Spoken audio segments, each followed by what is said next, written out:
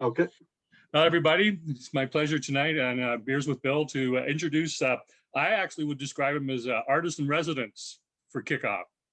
Mr. Remi, who, oh, Jackie moved it. I had my Donnie's Dancing Spoon picture here to put up for everybody to see, but I'm sure you're going to show it later on. So please join me in welcoming Remi with his rendition and history of KickOff. Remi, take it away. Thank you, Bill. So welcome, everybody. I'm honored to have the guest spot here tonight, and a little bit nervous too, because even though you're all friends, a few new faces, I don't want to waste your time and want this to be engaging. So we'll just start off with, well, let's start with the beer first. You would have seen the list. So the Lancaster Bomber, I'm drinking it in a London Pride glass because they're basically the same type of beer. So this is a classic English ale, very malty, and some people might consider it boring, but I think there's a lot going on in terms of flavor. It's almost this one a little bit, how do I put it, fruity, appley, florally, dryish, and bittery. If you've seen my Bearded Douche. Anyhow, it does have a little bit of green apple, but it's got some stone fruit, and it's all really due to the malt used and the yeast strain. So English ales, personal favorite. I love craft beer, but nobody does it as well as some of the big English brewers that I've tasted. So cheers. And whatever you're drinking, if it's not the Bomber, cheers to you anyhow. So we'll just start with KickOff. How did I discover this place? Well, it was about 16 years ago.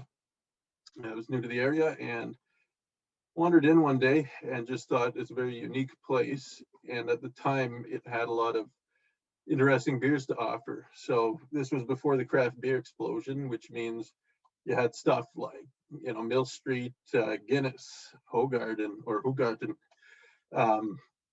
It was imports and what we called microbrewery beers at the time. Nobody really referred to these as craft beers, but KickOff had it. And then of course there was Bill, who made an impression right away, and he's a very endearing fellow. So I just remember, if you see me looking down, I've got some notes because, I don't have a flawless brain. So yeah, it just felt like a very warm, welcoming atmosphere, cozy little sports bar, but it was more about the beer than the sports. So now, speaking of the beers, which is what, stood out for me at first, and then Bill, when would you say, Bill, that we switched from saying, craft beer rather than microbrewery? Like, was that 10 years ago, 6 years ago? Closer to 15 years ago. That long ago, eh? Okay. 2004, 2005 timeframe. We started making the switch.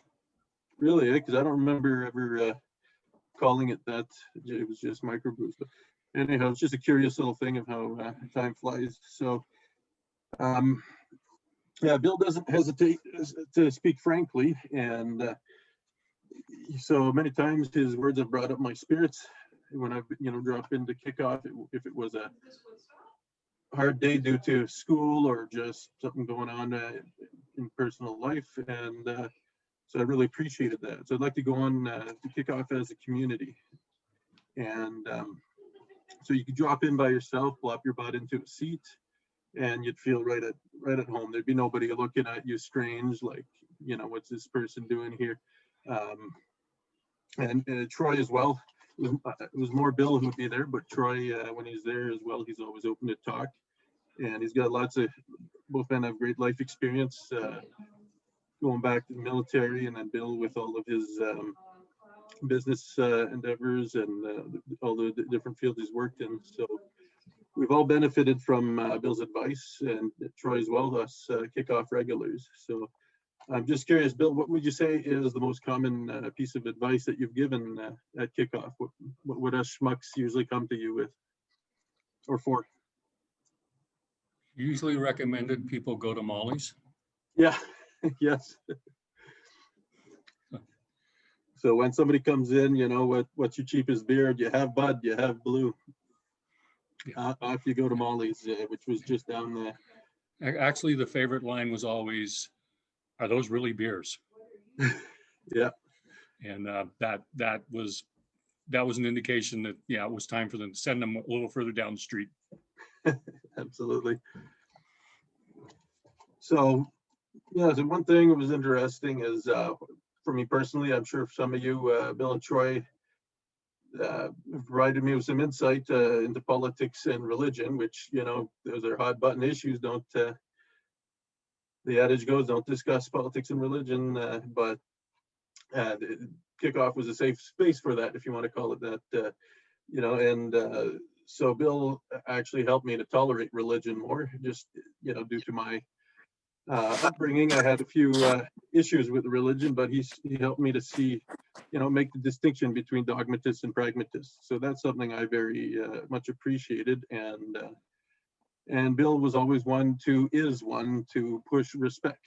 So, you know, you got to respect other people's views and beliefs, and that's something that, you know, I can attribute Bill's influence on me to being more respectful.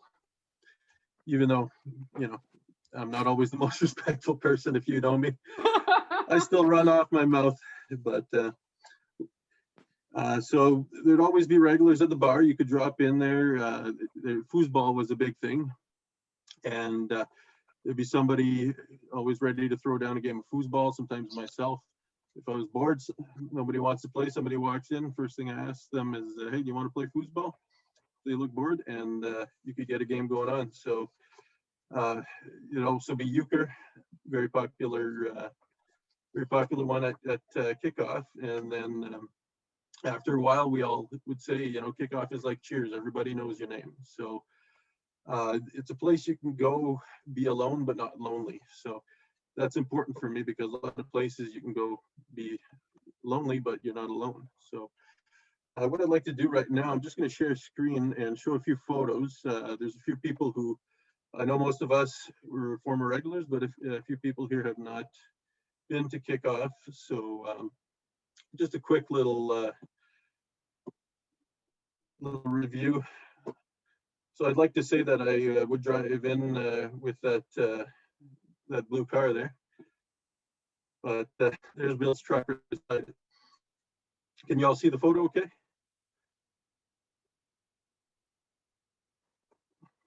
And then there was at a Christmas gathering, and okay, I'm not sure if I've lost you guys. Can everybody hear me okay? Everybody can hear you fine, Remi. Okay, perfect, sir. So Bill's a great orator. Then we'd have some of the guys playing music, the Crown Bones, and there's Donnie. He'd always gladly jump in and play the spoons, being from Newfoundland. And of course, there's Bill and Tom working the kitchen. And every once in a while, you'd get some crazy concoction. I appreciated that Bill, he would be adventurous in terms of drinks. Obviously, that one was more of a joke, but there were times I asked Bill to mix this beer with that beer, or, you know, throw in a bit of this whiskey into that beer. And he was always game to do that, and then see what kind of how it changed the character and kind of tasting notes would come from it. So again, Bill, a great orator, and also a great vocalist. And there's some friendly shenanigans going on, just a regular night at KickOff. Obviously, some of you will recognize these boys, some of you won't. The bars were just for a joke. There's some foosball action. And then lastly, there was a TV that had to be changed at one point, and everybody who was there pitched in, helped out Troy. And so that was kind of the, you know, the friendly atmosphere there. Everybody helps everybody out. And painting I did when the Crown Bones were playing. So I just sketched that while they were playing with my watercolors. There's one with pastel. And then there's a rough one of Donnie playing the spoons. I cleaned it up digitally for a card many of you may have gotten. And then So this was one I did when Bill was behind the bar doing his usual. So it's called Not Disturb. Bill would often be reading a book or studying up on something, and you'd have to wait till he was ready to serve you. And of course, he's taken on some new skills over the years, thanks to KickOff. And sadly, once the bar closed, I had to take a photo there. So thanks for indulging me with those. And there we go. We need to wet the whistle. Cheers, Remi. Yeah, cheers. So now you had I'm going to interrupt you right now, Remi, because I told you I'd catch you at the 15-minute mark. What's the second beer that you want to talk about? Sure. Let's move on. I'm not going to chug these. That would be an abuse of good beer. So this one in line is actually reaching for glasses I have strewn about here. So the Nitro Stout by Cobblestone. And the reason I chose this is it would often be on, it was one of the staples at KickOff. You'd always find that one on tap. Graham, that was his go-to for many years. And like I mentioned Guinness earlier, well, this is a Canadian version of that, an Irish stout with nitro in it. So I'm sure you've all had it at some point. It's I'm just going to crack it open. What you want to do, obviously, is flip it upside down and just mix it up as much as possible and let it settle, because the nitrogen gas is in there to give it that smooth, creamy head versus the carbon dioxide you normally find in beers. And so if anybody has a stout, Shirag, you're still working on yours, I believe. Does that hit you yet? So cheers to that. I'm gonna let it settle. It's in 3 parts right now, but yeah, so that one you'll have some, obviously the roasted malt, that's where you get the color from. Pretty elementary stuff, but it has some wheat in there to give it a bit more body. I think from the wheat, you do get some extra protein that gives a different mouthfeel versus straight up barley. And for some reason, I always thought this one was an oatmeal stout, but it's a barley and wheat, flaked wheat beer. So anyhow, it's mostly settled. This one also tried an experiment a few years ago. Bill, again, humored me. I took a, was it a frother for milk? Brought one over to the bar. It ended up staying there for a few years until it closed down. And so you just froth that up until the whole thing is head. If you put some egg white in there, froth it up, throw it in the microwave, you get yourself, I like to call it a headshot. It's like a little beer meringue, and it's fun. So that's one of my little mixology things I discovered in drunken inspiration, a moment of drunken inspiration. So Remi's creamy frothy head is classic and epic. You know it. Yes. And I actually initially wanted it to be like a short glass with just head and some whiskey mixed in there, but it obviously didn't bind well. So you can still splash in some maybe a peaty scotch. KickOff, also another little known secret, was KickOff was the best place in town, if not in the region, for Scotch whiskey. You wouldn't believe it until you saw it, and that's because there was a low shelf, middle shelf, top shelf, and more selection than most places around here, as well as the prices were reasonable. Bill and Troy weren't ripping you off, and they were still making a profit. Like Scotch whiskey downtown, uptown Waterloo rather, is just absurdly expensive for absolutely no good reason. So KickOff was a gem, and Bill knows his Scotch, and he and Troy, they're always bringing in some amazing. Yeah, we all know Bill would do Scotch tastings, so it was a haven for Scotch. And so moving on, I don't want to get off track of my notes. Is that as I was saying about KickOff, it's a place where you feel at home, and there's a community, right? So these are very important these days, I find, because even before the pandemic, unless you're in person, you can't really read body language and certain cues as well as you can in person. And and that's important for communication. So it's also a safe space gets thrown around a lot, but it's a safe space for open-minded people and for being a bit of a dick sometimes and pushing boundaries. But then the people there will put you back in your place, or will engage in some Socratic questioning, and you'll rather than just getting shut down or getting polarized and separated, everybody's going to have a good old-fashioned discussion, and you might actually learn something. So I remember reading in a book from KickOff, nonetheless, taverns used to be a place, even in Canada, where people would have discussions. It'd be public discourse. They often would serve as town halls, and so they were very important for local democracy and just people getting to know each other and ideas to circulate. So that's basically KickOff as a community. I'm not sure if I'm on time, but I'd like to go on as a KickOff as a place of knowledge exchange. So the one thing that was very unique is those of us who've been there, is it's practically on campus, on UW campus. So you got a lot of eggheads going there, as well as blue collar folk, and it's just a really interesting mix. So KickOff became a microcosm of the surrounding community, and that was basically, you'd have engineers, mathies, there'd be a lot of pub crawls that would start there from UW students. You get biologists, English majors, profs hang out there. I think we got a couple in the meeting right now. You'd have a lot of techies, from formerly RIM, and there'd be a few Laurier students too. We'd let them in as long as they didn't cause any trouble. And so a really interesting cross section, and I've held a few study sessions at KickOff. There'd be, would not be uncommon to see somebody doing their marking papers, studying for an exam, preparing for a lecture they're going to give.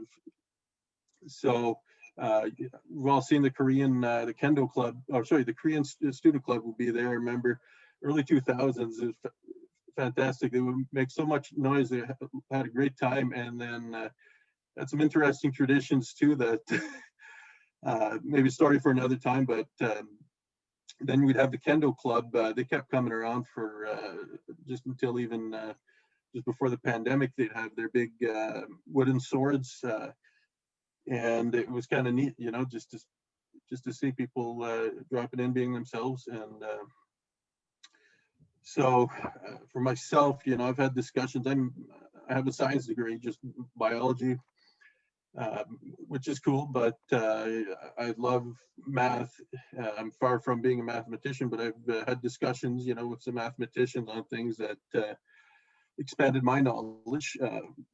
And the one time I remember I was sitting on Donnie's perch at the end of the bar, and with Chad, we constructed the complex numbers from the reals, which, just sitting there, which for me, not being a math person, that was just so much fun while drinking beer. So, and no paper required. So, I was curious, and Chad let me pick his brains. So, and then I remember him talking about randomness, and conversations with Rich. Actually, he gave me this hat here, the Stormy Chromer. He didn't want to wear it, so I called it my Bearded Douche hat because it's the trendy plaid. But he was he's in physics, so he's very intelligent, and we discussed quantum mechanics, which seems like a very it can be a very douchey, what would you call it, charlatan type of thing to do, but we would discuss different formalisms, and for me, I wanted some insight that it's hard to get just from reading books. So again, he let me pick his brains, and so it was fun. It was a place you could embrace your brainiac geeky side. So discuss morality. Bill always had some really good things to put in on that. Startups have been birthed and developed in KickOff, and so it was just an incredible privilege to be able to get drunk with fellow young minds in bloom, and And as I like to call Bill, the old curmudgeon whose mind is timeless. So KickOff, like I said, had a lot to offer to the community, and it's a big loss, but we will, there'll be other places. It's just to be at that intersection of the regular community and the university, that was something very rare. So since then, I don't know how many of you guys know the Bent Elbow, but that's been a decent place, a very decent place to go to. And it's got a lot of the same feel as KickOff. And, once they're able to open up again, I highly encourage you to check them out. So some of us former KickOff regulars have migrated there already. But that's basically for now what I'd like to say about KickOff. But I just like to ask Bill, what would you say is one of the most fascinating or enriching conversations that you've had at KickOff? There were many, Remi. There were many. The one that came to mind when you were talking was the day that Rich came in from the quantum lab with his photograph of the entangled atoms, which is 2 dots on a black background. And I got about 5 minutes worth of pushing him against that. It's like, wow, that's really a cute picture of 2 dots. At the core, yeah. But it was actually fascinating because it was the first time they'd actually captured entangled atoms. Yep. And in a visual capture of the entangled atoms. So it was really neat to actually see that. But I got a lot of miles out of that before he got to tell me what it was. And straight from the source too, because of the, we have the IQ. Well, I mean, we have great physics research facilities. We also have the IQC at UW, Institute for Quantum Computing, which is developing the mathematics and the programming side of things for how for operating and programming quantum computers, which is a little bit different from your classical computers. So yeah, how about in terms of, let's say, philosophy? There were many conversations about that. Some of you will remember Max and some of you won't.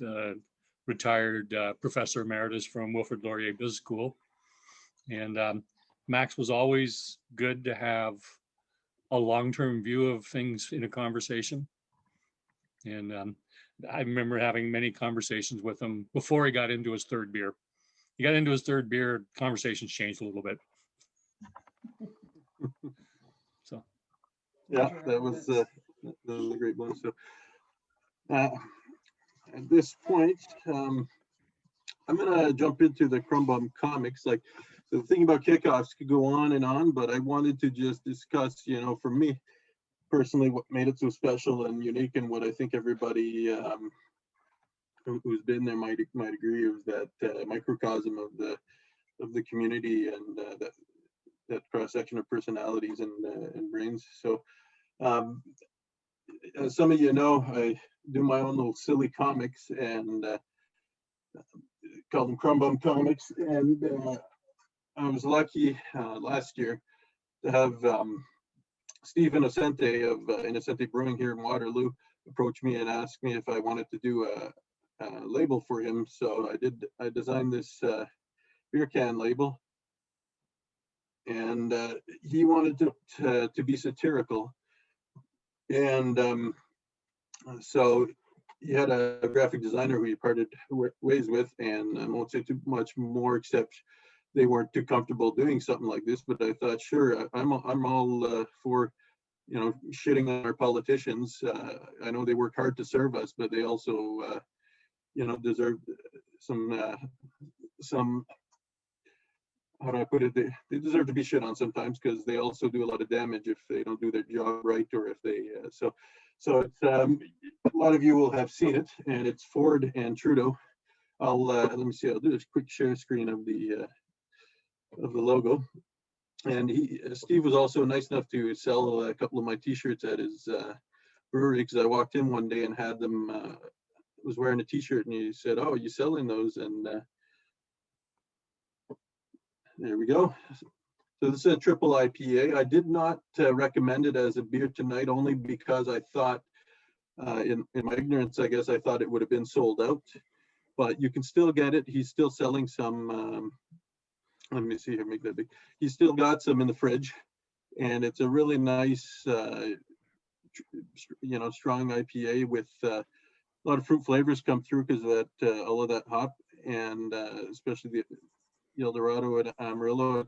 But you also get a little bit of burn, and it's got some bitterness, which is nice because a lot of IPAs these days are hazy New England style IPAs that some of them are actually 0 IBUs. A lot of them are low. What you're getting is all the tropical fruit flavor and all of the from the dry hopping, usually the dry hop. So you get that. In this one, you have it as well, but he did balance it with some bitterness. So if you boil if you throw in the hop in the wort when it's boiling, then a lot of these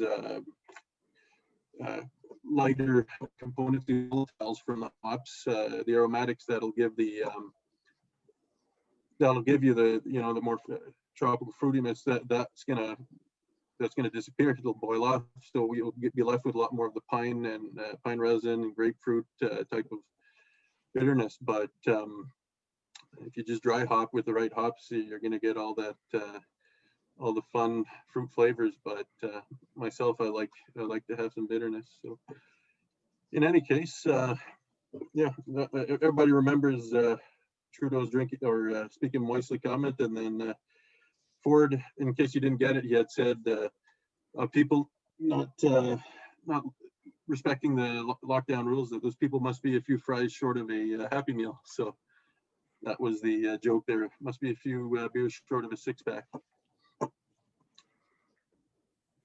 And I think it's time we jump on to our third beer.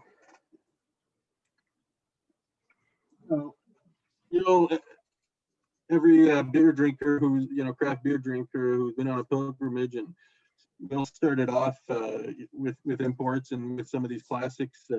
KickOff used to have this one on tap way back, 2005 up to maybe 2010, and it's classic Belgian white with orange peel and coriander. Wheat beer, so if you're gluten free, you're not gonna enjoy this. And of course, it used to be served in an obnoxiously huge beer glass. Like it's pretty big, or my head is very small. So I like these because it's just a nice, clean, fresh beer. In the wintertime, it'll remind you of summer. And if you follow up that roasted malt beer, this will cleanse your palate a little bit. So in any case, I've got a ton of head in there. I'll cheers you, but I'm going to wait for that to settle.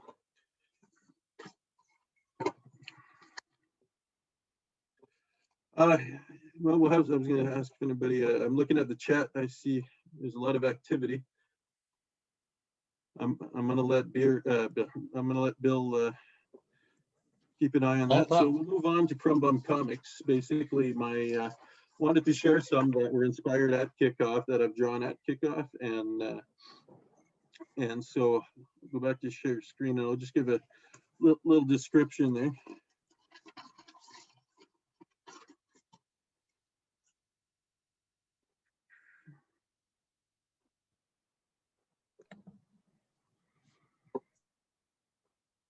All right, so there's my main my most comic or character I'm most proud of, the Bearded Douche, and that was basically it's a typical craft beer enthusiast, such as myself included. So we're bearded, middle-aged male, typical pretentious fuck. So that said, I'm not trying to make fun of anybody in particular. That's me. That's me on some days. That's all of us craft beer snobs some days. And so it's good to just poke a little fun at ourselves. And so this one seems to have resonated with a lot of people. And I made a t-shirt out of it where some of you have seen it. And then of course, typical, selfies, and everybody's absorbed in their phones, and very trendy to have hazy and dank beers. So now that said about craft beer, obviously it's changing. We're getting more representation, and that's a great thing. But I can poke fun at myself, and so here's just making fun of some of these extreme beers, which I love, but not every time I'm drinking.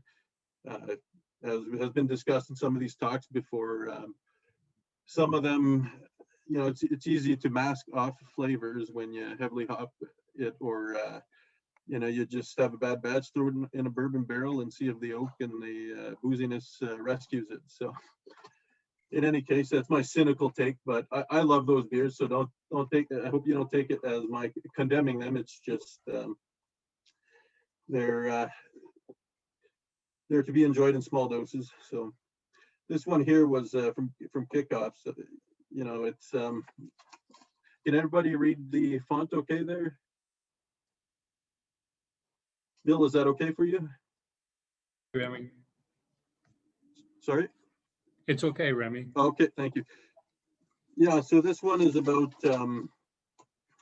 basically a conversation I had with myself in my head. And, those days you feel dejected, you think that you're the only level-headed, decent person in the world. Well, the truth is we're all assholes to some degree, and whether or not we know it, and or maybe none of us are assholes, we're just inarticulate and misunderstood. So, you got to think of that before you write off anybody as being just a butthole. And then, of course, trust not yourself. There's Donnie sitting watching the Boston game, and so when a dejected dude is feeling cynical, sometimes you spit out some crap like that to a buddy, and then he puts you back in your place or gives you some perspective. So that was a friend, Alberto, at KickOff. He actually, that was his response to my little cynical dickhead blurb. And then, we can all, I think we can all agree with this, that when it comes to your passions, don't trust them, because you're going to be blinded by desire. So, and then a light bulb went off in my head, and I thought, holy shit. And of course, fallacies of age. This is a result of introspection and some conversations with Bill. So, thanks, Remi. yeah.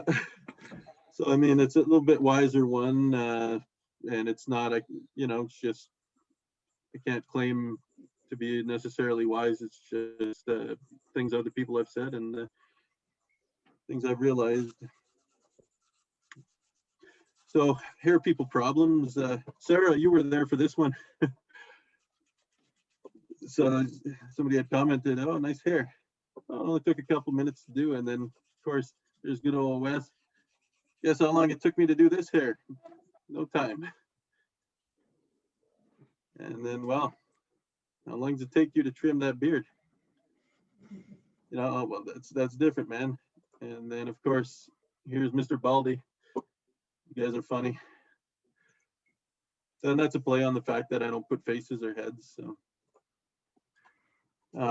this one here I did at the elbow, and so that was it was interesting. There had been a collision on the expressway, and you could see all of the emergency vehicles, all the lights and vehicles being diverted en masse off the highway, and somebody had died. It was a fatal collision. So Harold went and told me, we were sitting at the bar, and he tells me, well, the safest place is a bar stool. Like, you're not going to get in a fatal collision on this sitting on this bar stool. It's not that tall. So yeah, basically this is a message to, if you're thinking about driving home after a couple or staying for more, you must stay for more, and then just call an Uber, call a cab, and get yourself so drunk that you can't consider driving home. That's my advice. Finally, with the pandemic, you know, this is one that we've all witnessed, people being rude to each other. We've all done it. And there's conspiracy theorists, there's, you know, people on the other end who are snitching for the government. There's extremes. So if you ask me what I think of, you know, of this pandemic, if I'm scared of COVID, that's my response. I'm not scared at all. I'm scared of society though, because this thing has brought out some ugly truths about us. So, including the willingness to forego our civil liberties and democracies, you know, letting fear drive us, and on the other hand, being completely ignorant and buying into conspiracy theories. So then this one, I did this thinking it's going to be a Florida man. You know, if this happens, a dispute with like a murder over physical distancing, it's going to happen in the States because everybody's got a gun there. Well, turns out it actually happened in Toronto, and it happened like a few days after I posted this comic. And I don't think the outcome will be the same, but I'm mocking the Florida laws with obviously Zimmerman. So a guy shoots up a Walmart, and then, well, here's his defense. I was at the sale bin grabbing some bacon. They were coming at me and not keeping their physical distance. I says, get away from me. I'm immunocompromised, you see. And then the judge says, well, it's clearly you were defending yourself. They blatantly disregarded your social space. You stood your ground, and for that, I commend you. You're free to go. So, again, very cynical, but yeah, my advice from that one is be very afraid of people.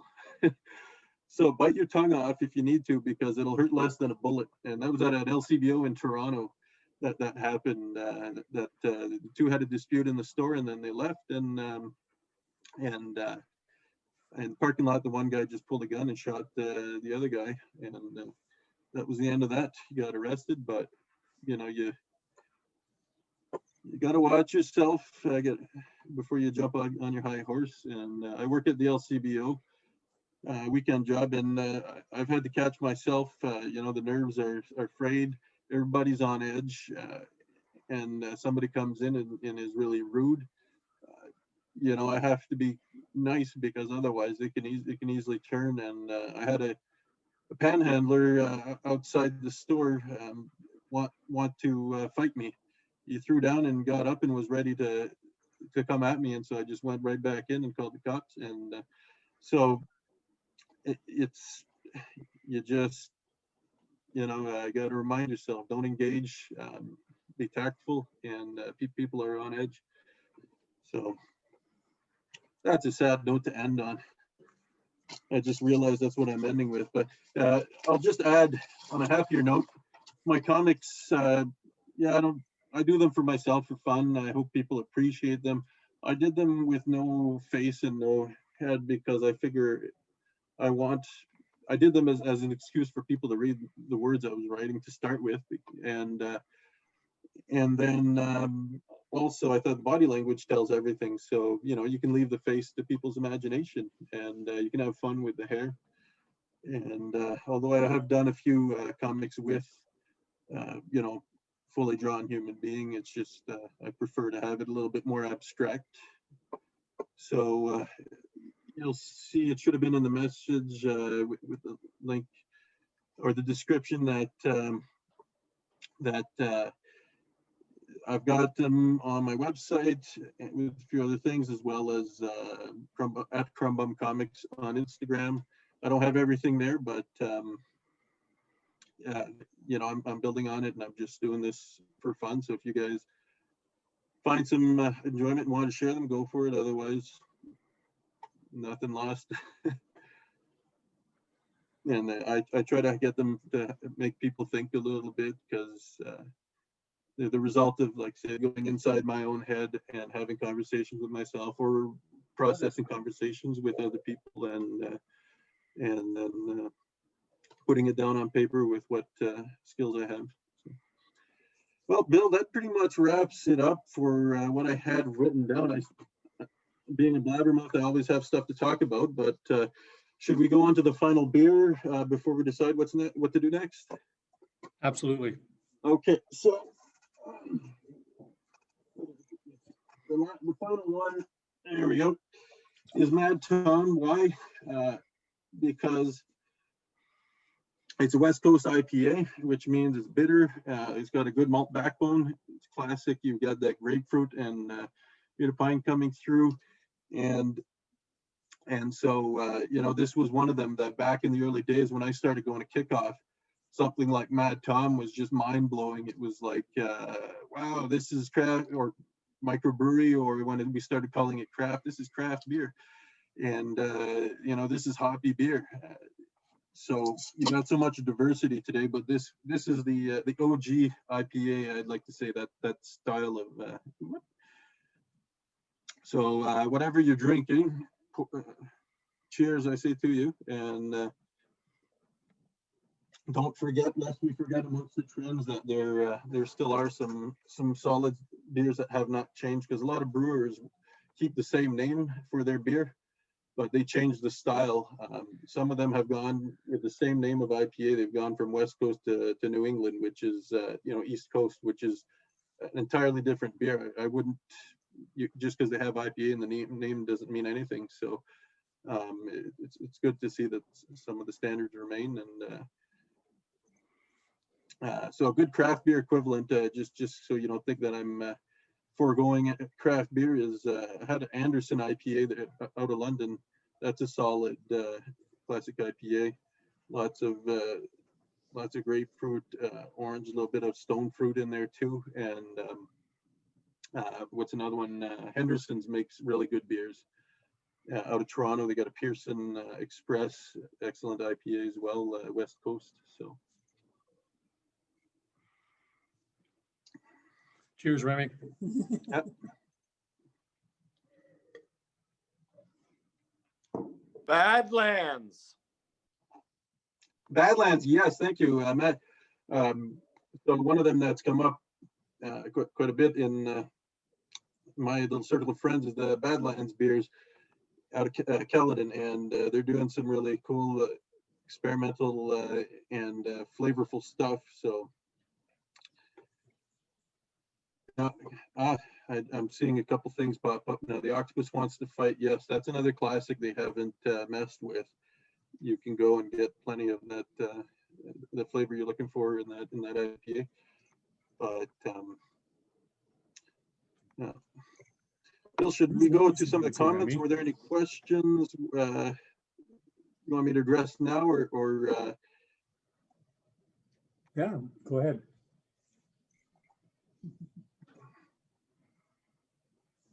just asking because I haven't been keeping an eye. I see a few things pop up, but Well, literally the last two.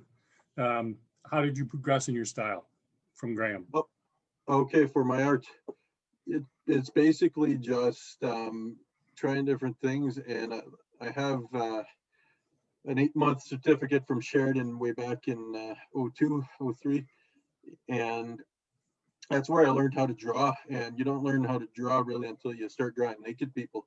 So at college they had nude models, and along with instruction, and that, you know, is when you start to look at the 3D forms, and rather than try to draw what you see, you try to draw what's there. So that was it. But then I didn't draw for a good decade. I went and did a science degree at UW, and then a teaching degree, and that, you know, I don't regret doing the teaching degree because I found out I didn't want to teach. I love education and teaching, but not in this, you know, it wasn't for me, especially not in this education system. It wasn't a good fit for me. So I just, I did a bit of supply teaching, said, screw this, and got another job in the scientific field. And then I went on into, been doing customer service since. And then now I've settled on the LCBO for weekends and open text Monday to Friday. And that's how I do it. So about 9 years ago, I started drawing again, going to life drawing, and I've tried to not take any formal instruction because I just figure things out now and look at other artists doing stuff. That's one good thing. If you're curious about getting into art, go to these life drawing sessions.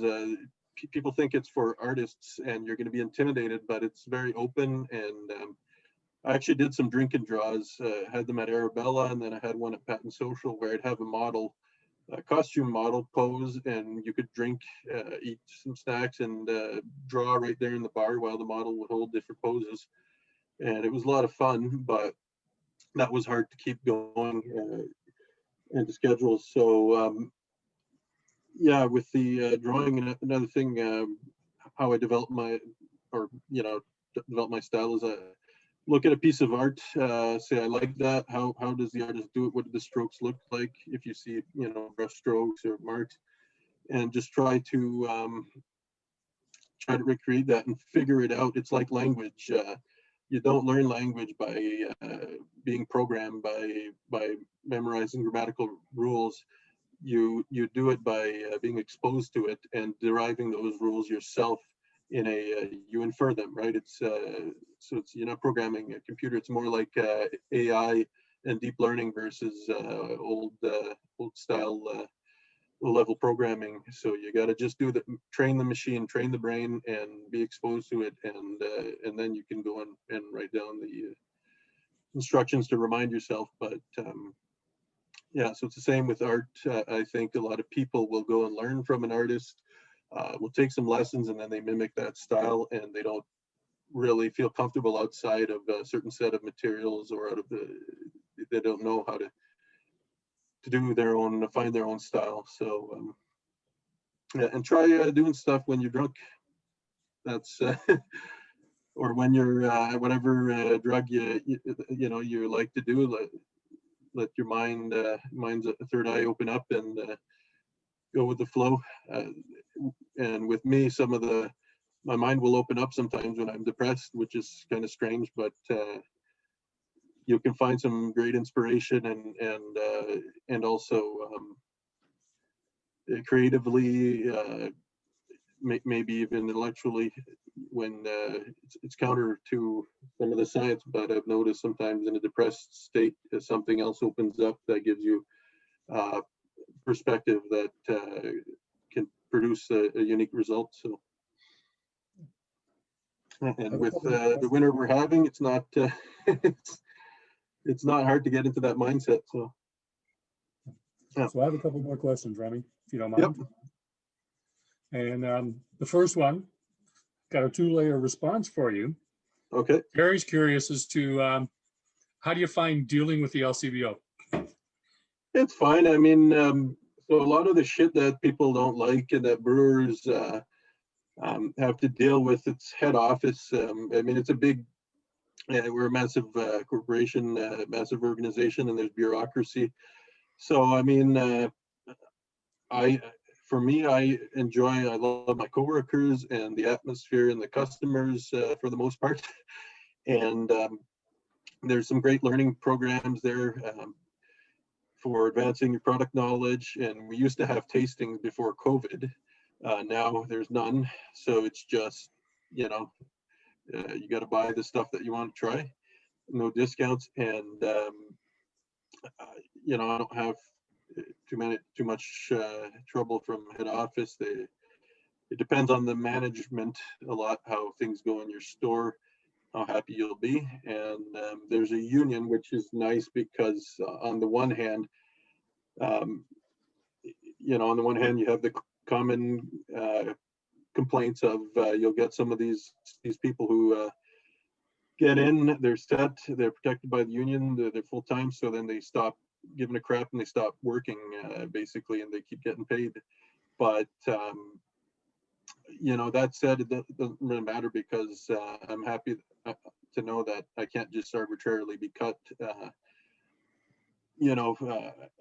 At Open Text, I feel lucky to still have my job because every now and then they just clean house, or in departments, it's just a big corporation and they operate like such, which which is fine, great employer, but you never know, if you're going to be next, and it's not comforting whereas you have a union, at least you have a process to fall back on. You're not just going to be handed a slip one day because the pandemic hit and we decided it's an excuse to cut or to insource to India.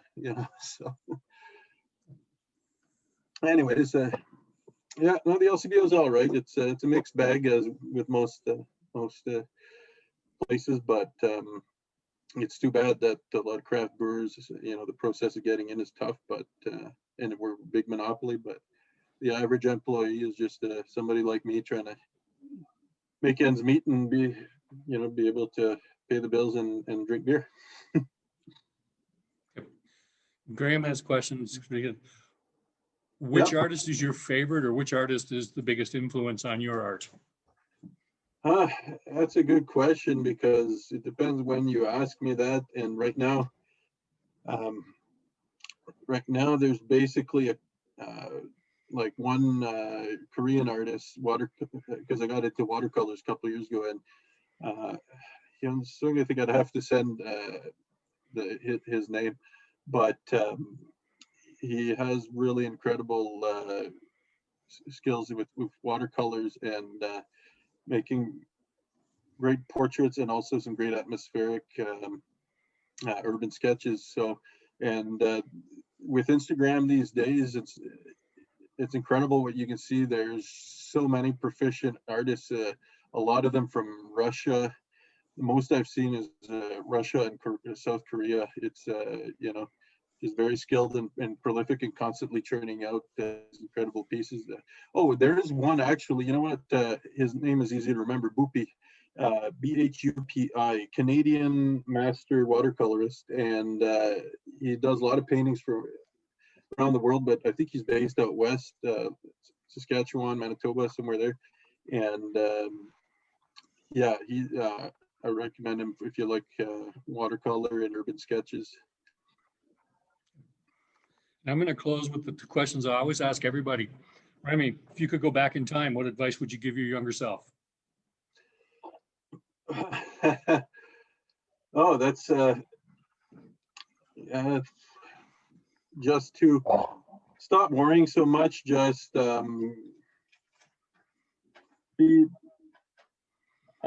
don't know, be confident, be more confident, because that's one thing I've always struggled with, is some insecurity. So just, don't hesitate too much to do what you're thinking of doing. And whenever you have inspiration, and something pulls you in a certain direction, act on it and stop thinking about it so much. And, and then better to get it out of the way if you don't like it. And if there was one thing you wanted everyone to walk away with from our chat tonight, what would it be? That's a good one. I should have thought of that, because you asked these questions all the time, and yet I'm not prepared. So just that,